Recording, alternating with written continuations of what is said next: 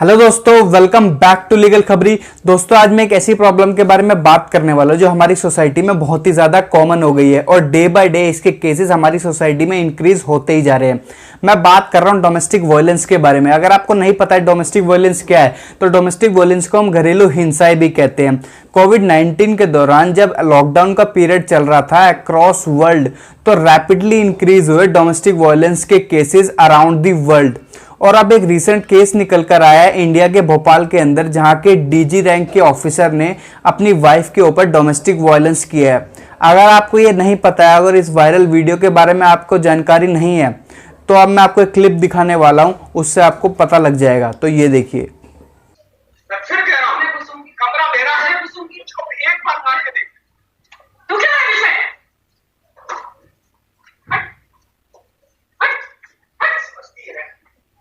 छोड़ मुझे, छोड़ मुझे, छोड़।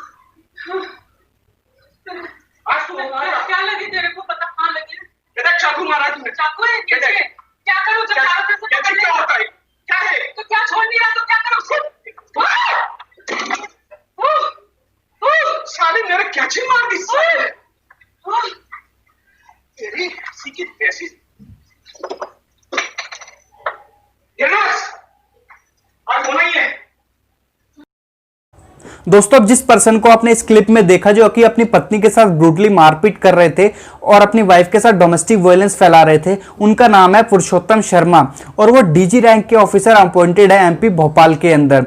और इसी के बाद अपनी मदर का सपोर्ट करते हुए पुरुषोत्तम जी के बेटे पार्थ गौतम शर्मा ने कंप्लेंट करी होम मिनिस्टर ऑफ स्टेट को, जो कि है नरोत्तम मिश्रा जी, और अदर ऑफिशियल्स ऑफ स्टेट को। इसी के बाद NCW national commission of women की प्रेसिडेंट, जो कि रेखा शर्मा जी हैं, उन्होंने एक ट्वीट करते हुए ये बोला कि इस ऑफिसर को सर्विस से हटा देना चाहिए और इनको बाहर फेंक देना चाहिए ऐसी हरकत के बाद। अब मैं आपको ये बोलना चाहूँगा, ये बहुत ही हाईलाइटेड केस था, जिसके बाद ऐसा एक्शन लिया गया और इनको अब सस्पेंड भी कर दिया गया है।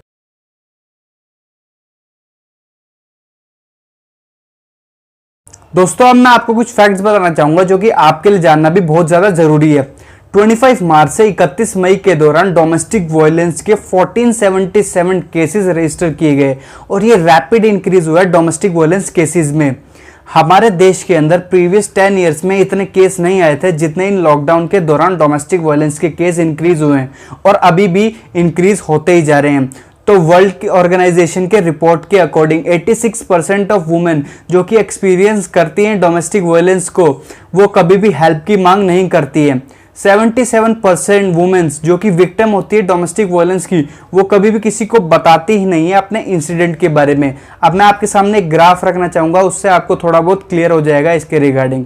अब मैं आपको बताता हूँ 14.3% वुमेन जो कि हेल्प की मांग करती हैं, उसमें से सिर्फ 7% वुमेन रेलिवेंट अथॉरिटीज तक पहुंच पाती है, क्योंकि 90% वुमेन इसके लिए अपनी फैमिलीज को ही अप्रोच करती है।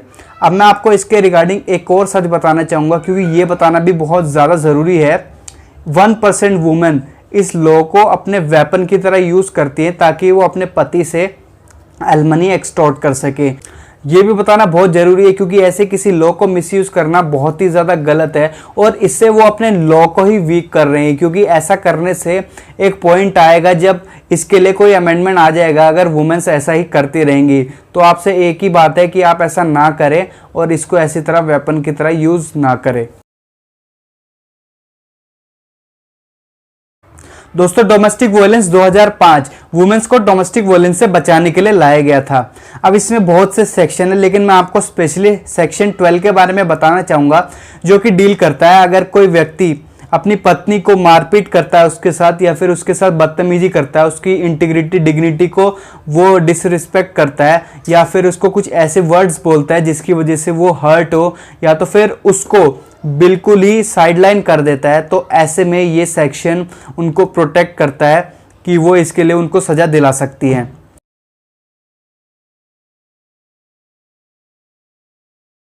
दोस्तों, डोमेस्टिक वायलेंस के केसेस इतने ज़्यादा इंक्रीज हो रहे हैं हमारी सोसाइटी के अंदर, उसका सबसे बड़ा रीज़न है पेशेंस। आज की डेट में चाहे वो लड़का हो चाहे वो लड़की या फिर उनकी फैमिलीज, उनके अंदर इतना पेशेंस नहीं है कि वो उन चीज़ों को हैंडल कर सके, जिसकी वजह से उनके टर्म्स और उनके बीच के रिलेशंस में काफ़ी ज़्यादा डिफरेंसेस आ जाते हैं। As a lawyer I would like to suggest you something कि आप अपनी टर्म्स को इतना ज़्यादा ख़राब ना होने दें कि आप उसको फिक्स ना कर रहे बाद में जाके। मैं ये नहीं कहता कि आप किसी चीज़ को सहते रहें, अगर वो आपको मार रहा है तो उसके लिए बिल्कुल ज़रूर एक्शन ले, या फिर आपको हर्ट हो रहा है उससे ज़रूर एक्शन ले, लेकिन छोटी छोटी बात के लिए इम्पेशेंट होके अपने टर्म्स को ख़राब ना करें और अपनी इन चीज़ों को सही रखें। बस मैं आपको यही सजेस्ट करना चाहूँगा। बाकी अपनी सेफ्टी बनाए रखें, और अगर आपको ये वीडियो अच्छी लगी हो तो मेरे चैनल को लाइक करें, सब्सक्राइब करें, शेयर करें। मेरी इंस्टा आईडी नीचे आ रही होगी, मुझे वहाँ फॉलो करें, और साथ ही साथ कमेंट में बताएं कि आपको ये वीडियो कैसी लगी है, और अपने आप को सेफ ज़रूर रखें।